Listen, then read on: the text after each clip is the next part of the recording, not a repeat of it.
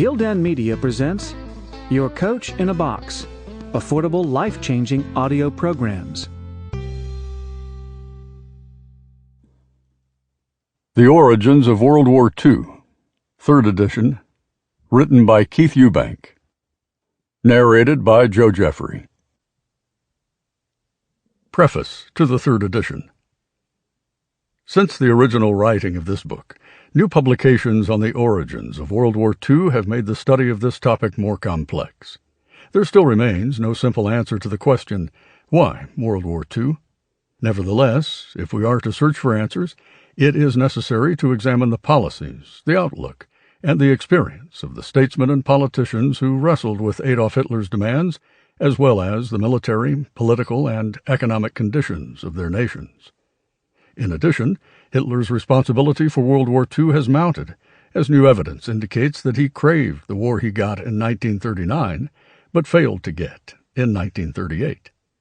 It is important also to study the policies of those who had to confront Hitler, but did not understand his intentions and policies until it was too late. They preferred peace to another bloody conflict.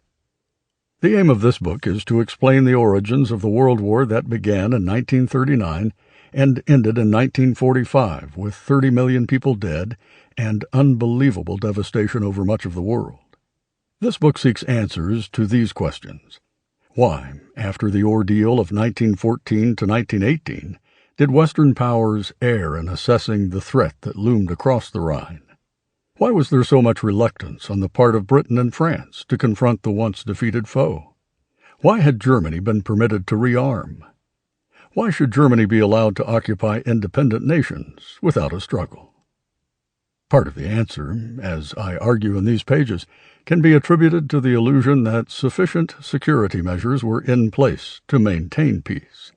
The memories of the terrible destruction and loss of life during the years 1914 to 1918 seemed to make another world war unthinkable. But this illusion misled men and women into imagining that they were safe from another world conflict until they faced the necessity of choosing between surrender to an aggressor's demands or going to war again. A major theme in this book is the role of appeasers in dealing with Hitler and in trying to avoid war. What was the purpose of a policy of appeasement? Why did the appeasers fail to perceive Hitler's intentions? Why were appeasers so reluctant to confront Hitler? Was there actually a purpose in appeasement?